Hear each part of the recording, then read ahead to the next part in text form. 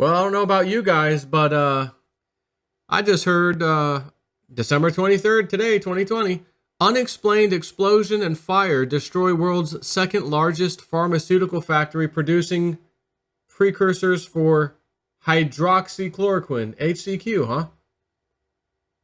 The thing that Donald Trump says we should be getting, wink, wink, that OJ Step 4 did get recently, wink, wink.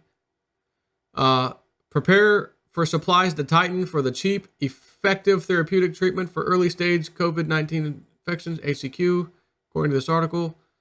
Just as medical establishment in the U.S. is relaxing its absurd and lethal suppression of the cheap generic drug, following President Trump's endorsement of it early in the pandemic. Taiwan English News reports this.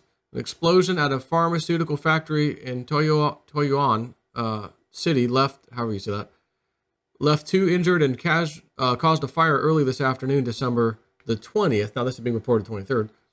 People as far as Damsui district in New Taipei, I hope I'm pronouncing these right, city, reported hearing the massive blast shortly after noon.